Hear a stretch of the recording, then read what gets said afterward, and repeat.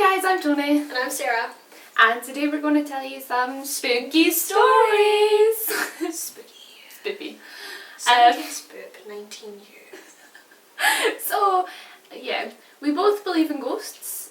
Very much so. And we have both had some paranormal experiences in our 19 and 18 years of living.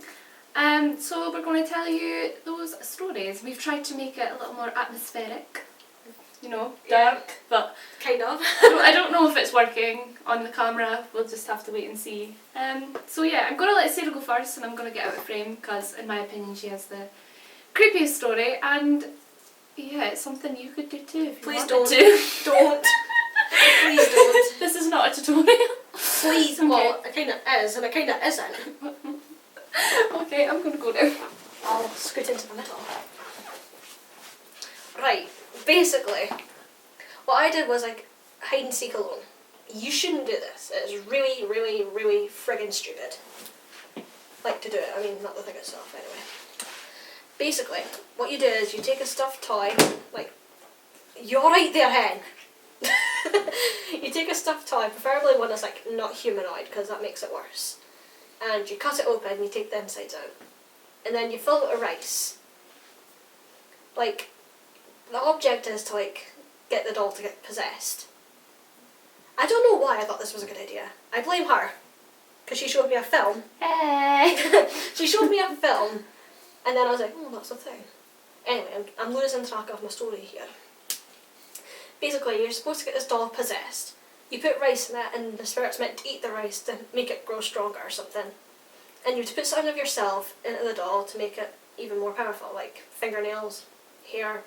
You could do blood, but let's be serious, who's stupid enough to do that? And then you stitch it up with red thread, because that's like supposed to be like blood, veins and stuff, like to seal it in. And you have to fill a sink or a bath with water at 3 in the morning, because that's when ghosts are like really spooky and shit. And like you put it in the water, and then you have to tag it. Like you say like it, and you say your name. I'm saying this really Dundonian, like it's a lot scarier than I'm making it out to be, because it sounds like a piece of shit right now. You say that your name and that you're it, and then you go away to give it the illusion that it's hiding, and then you come back and you tag it like, I found you, and then you say the doll's name, whatever name you choose to give it. I chose Theo. I don't know why. And you say, I found you, doll's name. Now you are it. Now you are it. Now you are it. And then you stab it with some weapon that you've chosen. I don't know what stabbing it does, to be honest. I think it just makes it angry or something. And then you have to go to your hiding spot. They say you should do it in like a place that's got like a locked door or somewhere that you can be sealed in. My house doesn't have that. We have like a bathroom, but that's where I was doing the thing anyway. So I hid downstairs under the kitchen table. Mistake number 1. Basically, it gets meant to like walk around your house and try and find you. If it finds you, it kills you. So for about an hour, nothing happened. I was just sitting there like a twat in the dark. Like, you're not allowed to have any electronics on, like it's advised. Like, nothing really happens if you have them on. It's supposed to make it worse. That's about it. And there's no lights, no sound, no nothing. I'd put salt around the doors because spirits don't like salt. It stops them and stuff. So for about an hour, nothing happened. And then I started hearing like moving around upstairs. And of course I was like, oh, it's just my mum going to the toilet. But this went on for about half an hour. Like I was just hearing bumps and things being moved around. And the TV turned on downstairs. And I was just like, okay, power surge, it's nothing big, nothing's happening. And then I heard the kitchen door open. My table's right next to the kitchen. So that made it a lot worse for me. I was just like, oh my god, this thing's like right next to me. But the thing is, I didn't see it. I didn't see it coming towards me or anything. The kitchen door opened, and then it went kind of quiet for a while again. You're not to like leave the space that you're hiding in. Like, under any circumstances, you're not to leave the house either. And again, I sat for a while, nothing much happened. And I was just like, oh, nothing's happening, it's fake. But then I started hearing feet running about in the kitchen right next to me. Like, human feet. without any socks or anything on, running across the linoleum and stuff. And like, doors were opening and shit. I'm saying this as calmly as I can, because if I wasn't, I'd be like writhing on the floor crying, because it was honestly the most terrifying thing ever. And then I heard like something in the sink. And I decided, like, I took the glass of water I had, because you're meant to have like a glass of salt water to protect you. Like, you have it in your mouth and you have it in a cup. And I went into the kitchen, and it was sitting in the fucking sink in front of me, holding the knife that I stabbed it with. What the fuck? I was crying. Like, actually crying. So I spat the water on it, threw the water on it, and then I ran to my room and hid under my quilt and cried for 3 days. But like, to get rid of this spirit thing, you're supposed to like burn it or something. But because it had been sitting in the sink upstairs, it was soaking wet and I couldn't burn it. So I had to keep it in my house for a whole night in my cupboard. Because if I kept it anywhere else, my mum would have found it and she would be like, what the fuck, stop staying in the house? Why'd you cut this doll open? Meh, meh, meh. Do you mind? This is serious.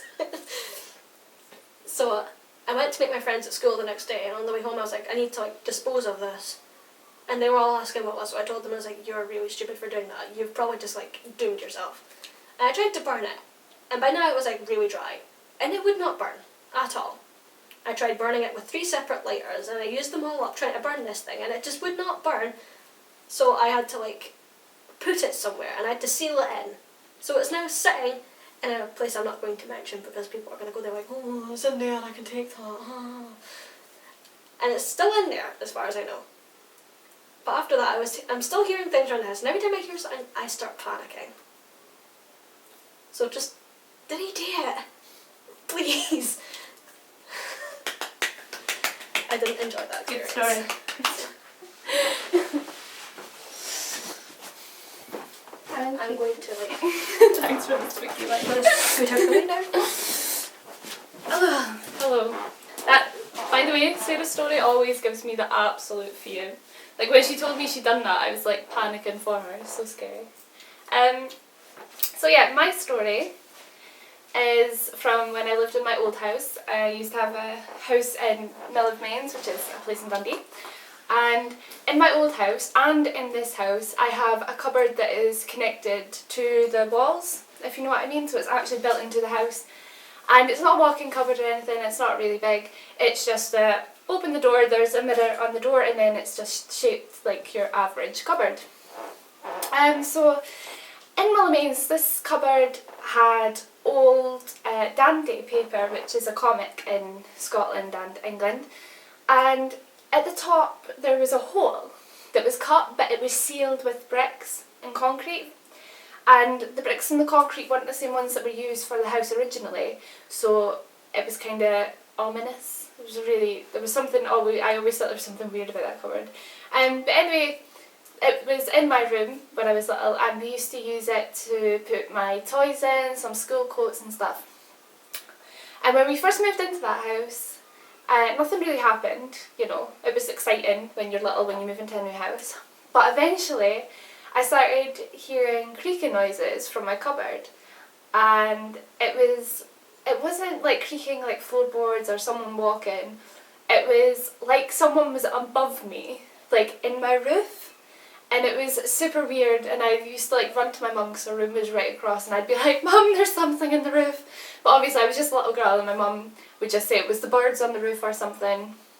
But where we lived, it was a closey, so there was people above us.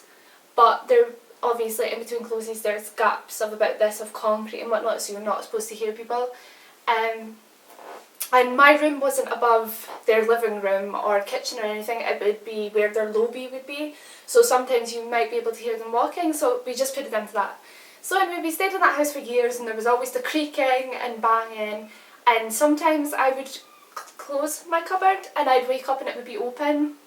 And my mum had it oiled and had the springs fixed in it and stuff, and it still would just do it. And then one year for Christmas, my mum bought me this Barbie tea set, and she put it she put it in the cupboard. And me being sneaky, I looked in the cupboard to see what my Christmas present was, and of course I got into trouble. So my mum then began to lock the cupboard, and still I would wake up in the morning and the cupboard would be open and I would get the blame for it, and she'd be like, how do you pick the locks? What kind of little thief are you? Who have I raised? And she'd be like really angry. But it really wasn't me. I wasn't some kind of, I don't know, detective, like unlocking locks or whatever lame crap. So then one day I saw this thing on a YouTuber channel that I'm not going to mention because I don't know if I can get into trouble for that. And it's one of my favourite videos ever, and I still watch it now, and it's about this thing you can do in a cupboard. There's another one as well that's done by another YouTuber that I like, where you light a match, but that's going into something different, and I'm never going to do that.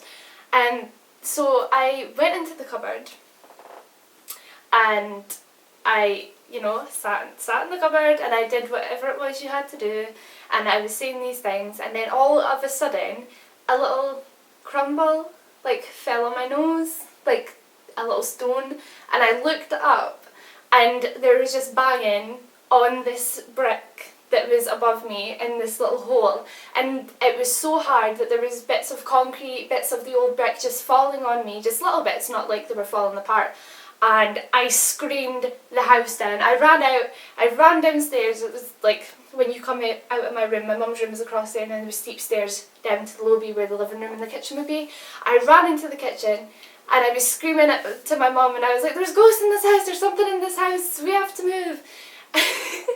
And of course my mum didn't believe me, and she just put me back in my room to play. But I never ever went in that cupboard again, and I just refused to use that cupboard. I would only put the toys that I didn't want anymore in it, and I wouldn't open it. My mum would have to open it for me. So that brings us to today. A couple of years past today. Past? No, before today. I didn't mean past. And we moved into this house. I've been here for 9 years now, so it was a long time ago that I was in the other house. So when we moved into here, I looked at the rooms, and of course my mum's room has no cupboard, and mine's does. And so we came into this house, and I refused point blank to take that room, and I wouldn't tell my mum why. But then it was the biggest room, and my mum obviously wanted me to have the biggest room for all my stuff because she loves me. So she put me in that room, and I checked the roof. There was no holes in this cupboard or anything, and I was fine with it. This cupboard has not bothered me. But then I went downstairs, and there's a cupboard under our stairs. I went into the cupboard to put away some boxes because it's where our electric meter is as well. I turn, and what is there under my stairs but a hole like the size of a person, just going into the underneath of my stairs.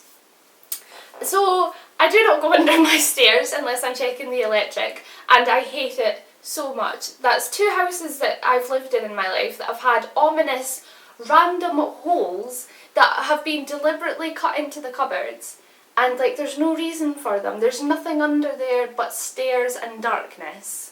It's just absolutely ridiculous, and I refuse to go in there, and I hate cupboards. So that's my story. It's not as scary as Sarah's, but it disturbs me, and I really don't like cupboards anymore. So, would you like to come in to say goodbye? I am coming.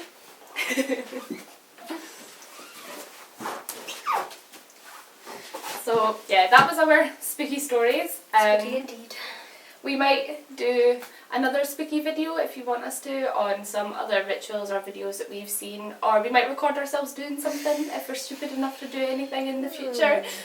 Probably not. So yeah, leave a thumbs up if you enjoyed, leave a comment your spooky experiences and any stories you've got, and we shall see you next time. Bye! Bye! Skip. Skip.